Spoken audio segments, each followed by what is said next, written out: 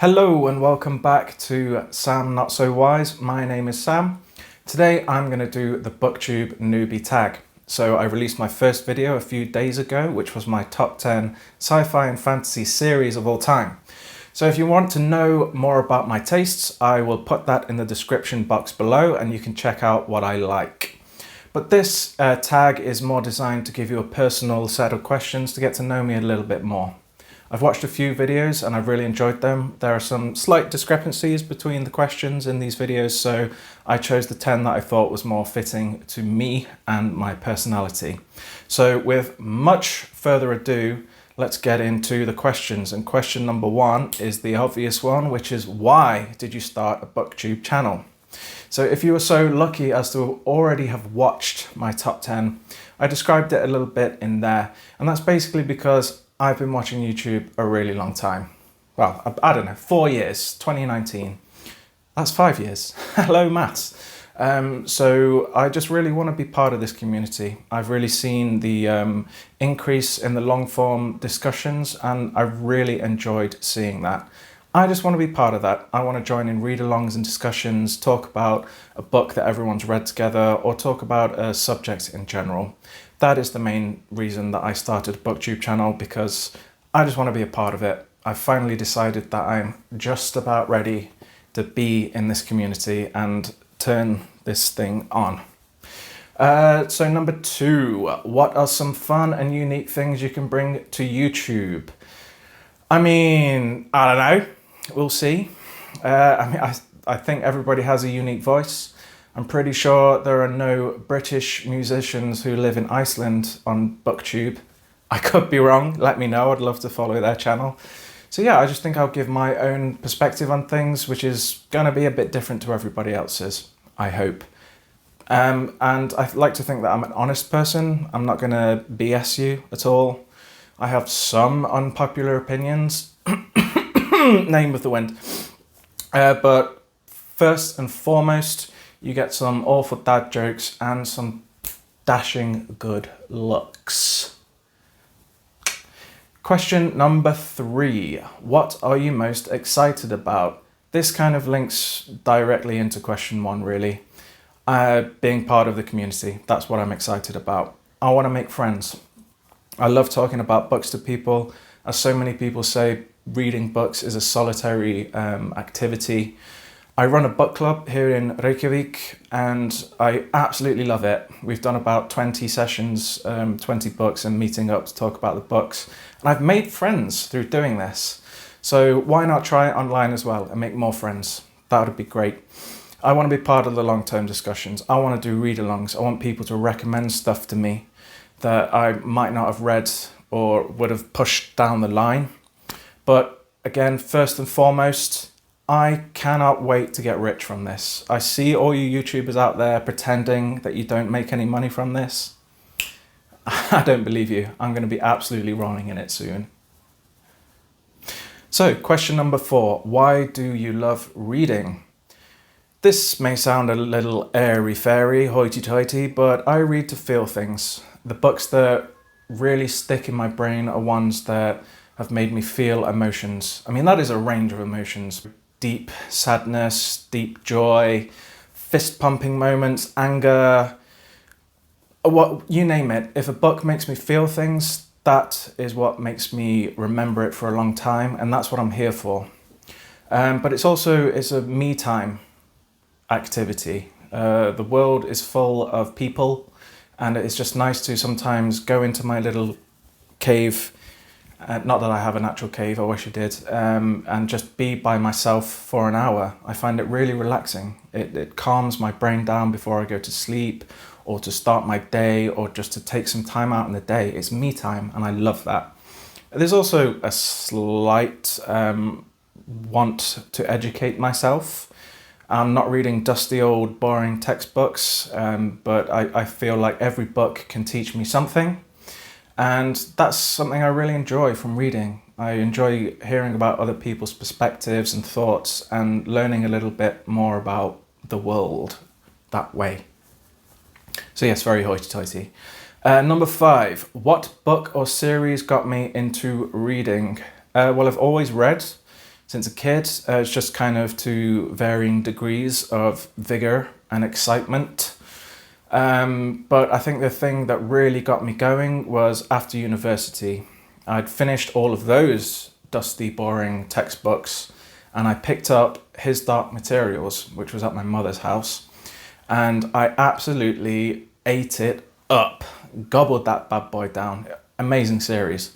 And then I was hungry for more, and I went to this discount bookshop in my hometown, and they had A Song of Ice and Fire for very cheap in a nice box set.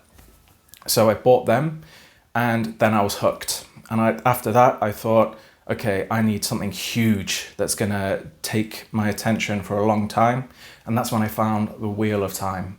From there was no looking back. I was hooked. Question number 6 is, what challenges do you think starting a channel will be hardest to overcome? Number 1, and it's a little personal, is just imposter syndrome. I am fairly shy as a person, not overly, but especially when I've had a few beers, then it really comes out and my Derby accent comes out. Tangent. Yes, I'm not the most camera-friendly person, so I kind of have to overcome speaking in front of a camera. As you've probably noticed many times that I stumble, and I'm not as eloquent as I would really like to be. So hopefully that will be something that improves. I mean, please. So that's one thing I have to get over. And then once I eventually get invited to conversations, I've seen all these booktubers and they all seem so intelligent and so articulate. I like to think I'm a reasonably intelligent man, but whether I can get my intelligence over in an articulate manner, I'm not so sure. So we'll see. Invite me to one and we'll find out. I'm also a little bit of a technophobe. So for some reason, I live in the dark ages and I hate technology. So quality of video and stuff like that, hopefully it will improve over time. But for now, I'm just gonna have to make do. And I'll probably need some help to make things shinier and nicer. I think technophobe's the right word. If it's not, and it's fear of techno, that's also true. I'm scared of techno music. And of course, time. At the moment, I'm lucky to have a little bit more time on my hands, so this is more viable, but should things change, which they will, I'm a little bit worried that I'm not gonna have time to do this comfortably, and that will make me not want to do it as much. Just, you know, the usual stuff that booktubers have to go through. So I think that's about it. Question number 7, what would you ask your favorite booktubers? First and foremost, would you like to go for a beer? That would be awesome. But really, my biggest question is, do you still watch Booktube? Because considering the amount of subscribers you have, I'm assuming that you also subscribe to a lot of people. So do you have the time to actually watch Booktube anymore? Because I don't want to lose that. I really enjoy watching Booktube, and I don't want to feel like I don't have the time to watch it. So is that a thing? Do you still watch Booktube? I hope so. But finally, would you like to do a read along and a discussion? Please. So question number 8 is, when did you start reading? So I basically have to repeat what I said earlier, so my cherry picking didn't go very well, but I've kind of always read. My tastes have kind of changed over time, but I have always read. But the main uptick in my reading was after university, and that's when I consider myself a true reader, a constant reader, whatever you want to say. That's when I started reading around 20 books a year, which at the time I was like, whoa, that's a lot. And then COVID was another build-up in my reading because I had absolutely nothing to do, just like everybody else. And I read over 50 books. And since then, 50 a year is my average. So I know that's not as many as a lot of booktubers, but I still think that's pretty good. So yeah, that's that really. Number 9, what kind of books do you read? I read primarily sci-fi and fantasy. I love my big juicy series, nice long thick, chunky books where you can really delve into the world. But I do read outside of sci-fi and fantasy as well. I read some contemporary fiction. I don't know what else to call it. Basically not sci-fi fantasy stuff. I talked in my best series video about the Culture series by Ian M. Banks. He writes under Ian Banks when he was writing non-sci-fi stuff. I've been really getting into his stuff. I love him. He's such a great author. George Orwell is another one of my favorites. 1984 is my favorite book of all time. Ishiguro, I know he has some sci-fi leaning books, which are great, but he also has some non-sci-fi leaning books, and I really love them. So that kind of stuff. I'm not really into romance and crime, never say never, but at the moment that doesn't hold any interest with me at all. I've read some classics, but not many. I would like to fix that. And I occasionally read some non-fiction, generally about astronomy, sciencey astronomy, physics stuff, and some history. But yeah, mostly I read sci-fi and fantasy. So question number 10, the final question. What does your book collection look like? It looks a lot like this, basically. I have a few other shelves in the bedroom, which have the uglier books on them. But I tend to not buy too many new books. I only really buy new books if I feel like I'm really going to enjoy the series, so that therefore want to look at it and think, oh, that was amazing. But generally I like to go to secondhand bookshops and buy secondhand books. For me, there is nothing more exciting than going to a secondhand bookshop and seeing a book that you wanted to read for a long time. So I love doing that. Unfortunately, there aren't many good secondhand bookshops in Reykjavik, but every time I go to the UK, I make sure I have a look. So yeah, kind of shabby chic is my style. I don't care about cracked spines or shiny new editions. It'd be nice to have some of those, but I just don't have the space. So I need to be wise about it. And to that effect, this guy is one of my best friends.